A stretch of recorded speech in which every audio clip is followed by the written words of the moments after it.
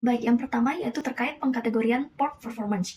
Dalam mengukur tingkat kinerja pelabuhan, terdapat beberapa kategori yang digunakan berdasarkan berbagai literatur yang berbeda. Pengukuran kinerja pelabuhan ini menggunakan berbagai indikator serta variabel untuk menilai sudah sejauh mana efisiensi kualitas layanan diberikan. Karena pelabuhan merupakan penghubung penting dalam rantai logistik. Untuk itu, dalam penelitian ini, pengkategorian yang digunakan untuk mengukur port performance yaitu berdasarkan input dan output, seperti yang digunakan oleh Roll and Hayut, Kalinin et al., dan Wang and Kalinin. Untuk kategori input, variabel yang digunakan yaitu panjang dermaga, jumlah query can, luas area penyimpanan kontainer, jumlah crane pada area penyimpanan, jumlah traktor dan jumlah truk. Sedangkan untuk kategori output yaitu volume total kontainer dan dalam satuan terus yang berhasil ditangani suatu pelabuhan pada prioritas. Selanjutnya, setelah seluruh data di input dan output diperoleh dari 10 pelabuhan di Indonesia, pada kategori ini penentuan performance dilakukan dengan pendekatan Data Development Analysis atau DEA berbasis program linear untuk mengevaluasi kinerja unit pengambilan keputusan Decision Making Unit atau DMU. Pada penelitian ini berfokus memaksimalkan throughput kontainer tanpa menambah input melalui pendekatan 5 model DEA yang digunakan diantaranya yaitu baik yang pertama yaitu DEA JCR model. Model ini mengukur efisiensi dengan skala produksi konstan, di mana peningkatan input dapat menghasilkan peningkatan output secara proporsional. Dengan menggunakan model matematis seperti berikut, maka nantinya akan menghasilkan nilai antara 0 dan 1, di mana nilai 1 berarti efisien dan nilai 0 kurang efisien. Pada model ini, terminal yang memiliki skor 1 atau dikatakan efisien yaitu Terminal Peti Kemas Surabaya, Berlian Jasa Terminal Indonesia, dan Terminal Peti Kemas Semarang. Untuk yang kedua yaitu select variabel, di mana model ini digunakan untuk mengidentifikasi surplus input atau kekurangan output yang menyebabkan ketidakefisienan dan model matematis seperti berikut.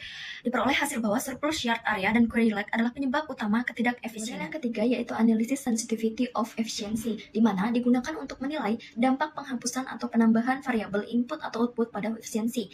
Dari hasil analisis diperoleh bahwa variabel crane adalah variabel yang paling kritis yang mempengaruhi efisiensi 5 pelabuhan. Dan model yang keempat yaitu DEA BCC Model and Return to Scale. Model ini digunakan untuk mengkombinasi skala yang tidak proporsional, di mana peningkatan input tidak selalu menghasilkan output yang dalam proporsi yang sama. Model matematis yang digunakan hampir seperti pada model DAA CCR, namun pada model ini terdapat penambahan variabel U0 sehingga yang 4 pelabuhan sebelumnya dikatakan tidak efisien pada DAA CCR seperti Palembang, Panjang, Jambi, Teluk Bayur dikatakan efisien pada model. Model yang terakhir yaitu menggunakan DAA Super Efficiency Model, di mana model ini digunakan untuk mengurutkan peringkat efisiensi dari berbagai pelabuhan dan membedakan tingkat efisiensi dari ketiga pelabuhan yang dikatakan efisiensi sebelumnya. Dengan model matematis seperti berikut ini, tingkat efisiensi itu dilihat dari nilai skor yang paling kecil.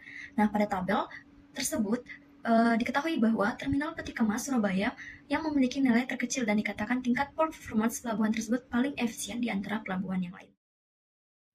Baik, setelah teman-teman memahami pengertian dari masing-masing metode pada slide sebelumnya, jadi pada bagian ini kita akan membahas mengenai analisis port performance dan membahas dua metode yang digunakan dalam evaluasi pelabuhan, yaitu metode Unstad dan Data Involvement Analysis yang bisa disebut juga dengan DEA. Pertama, apabila kita lihat fokus dari masing-masing metode ini, Unstad sendiri itu lebih berfokus pada evaluasi aspek-aspek kinerja tertentu seperti output, service, utilization, dan produktivitas setiap unit sumber daya. Sementara itu, metode DEA lebih berfokus pada hubungan langsung antara input dan output, guna untuk melihat seberapa efisien pelabuhan ketika menggunakan sumber daya yang tersedia.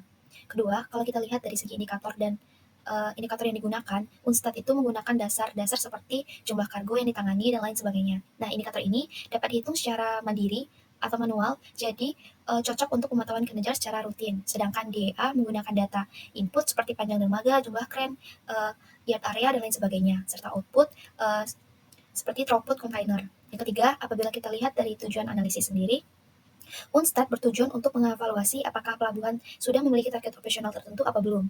Namun, metode ini tidak bisa membandingkan pelabuhan secara langsung. Sebaliknya, metode DEA ini memungkinkan kita untuk membandingkan pelabuhan dengan pelabuhan lain. Bahkan, memberikan rekomendasi perbaikan seperti mengurangi surplus input atau meningkatkan output, yang mana pada paper ini membahas perbandingan 10 pelabuhan yang ada di Indonesia. Namun hasilnya hanya 3 pelabuhan yang bisa dikatakan efisien, seperti Terminal Peti Kemas Surabaya, Berlian Jaya Terminal Indonesia, dan Terminal Peti Kemas Semarang. Nah, dengan masalah utama inefisiensi adalah surplus fasilitas seperti yard area yang digunakan secara tidak optimal, maka dapat memberikan rekomendasi dari penelitian ini mencakup seperti peningkatan throughput dan memfokuskan investasi pada fasilitas penting seperti yard crane. Jadi kesimpulannya, metode Unstad ini cocok digunakan untuk pemantauan kinerja secara rutin dan fokus pada indikator yang spesifik. Sementara untuk metode DEA lebih pas dan cocok digunakan untuk menganalisis efisiensi relatif, dan memberikan rekomendasi yang strategis. Baik, selanjutnya evaluasi dampak kinerja bagi sebuah pelabuhan, di mana yang pertama adanya dampak ekonomi untuk pelabuhan yang berkinerja baik. Yang pertama, adanya efisiensi logistik dan biaya rendah, di mana pelabuhan yang berkinerja baik seperti TPS Terminal Peti Kemas Surabaya ini menunjukkan efisiensi tertinggi sehingga sangat berdampak positif pada ekonomi karena adanya penurunan biaya logistik nasional yang mempengaruhi harga barang di pasar dan domestik dan internasional. Kemudian dapat meningkatkan efisiensi dalam transportasi barang. Kemudian yang kedua, daya saing internasional, di mana kinerja pelabuhan yang baik ini mendukung keterhubungan jaringan logistik global. Kemudian pertumbuhan ekonomi lokal, di mana pelabuhan yang efisien ini menciptakan lapangan kerja langsung maupun tidak langsung. Lalu dampak ekonomi untuk pelabuhan yang berkinerja buruk, di mana adanya biaya operasional tinggi dan keterlambatan. Pelabuhan yang tidak efisien seperti Teluk Bayur dan Jambi ini memiliki surplus sumber daya seperti kren dan yard, area yang tidak digunakan secara optimal, sehingga mengakibatkan harga barang yang meningkat dan gangguan pada distribusi barang domestik. Kemudian yang kedua, hambatan investasi dan pertumbuhan, di mana ketidakefisienan pelabuhan dapat mengurangi minat investasi asing. Hal ini akan memperlambat perkembangan ekonomi daerah. Kemudian dampak terhadap industri untuk pelabuhan yang berkinerja baik. Yang pertama, adanya dukungan untuk industri yang bergantung pada logistik cepat seperti industri manufaktur, perdagangan, dan agribisnis ini akan mendapatkan keuntungan yang besar dari pelabuhan yang berkinerja baik karena memiliki waktu bongkar muat yang singkat dan mengurangi biaya persediaan. Lalu yang kedua, ekspansi pasar global, di mana dengan throughput tinggi, pelabuhan TPS mempercepat ekspor barang industri dan meningkatkan akses produk Indonesia ke pasar global. Lalu dampak terhadap industri untuk pelabuhan yang berkinerja buruk, seperti adanya gangguan rantai pasok. Pelabuhan yang tidak efisien seperti Pontianak dan Panjang ini menciptakan resiko keterlambatan pengiriman, terutama bagi industri dan rantai pasok, karena adanya penurunan kepercayaan pelanggan dan adanya biaya tambahan untuk pengiriman darurat. Kemudian kenaikan biaya produksi, di mana keterlambatan dan ketidakefisienan meningkatkan biaya logistik bagi produsen yang akhirnya meningkatkan biaya produksi.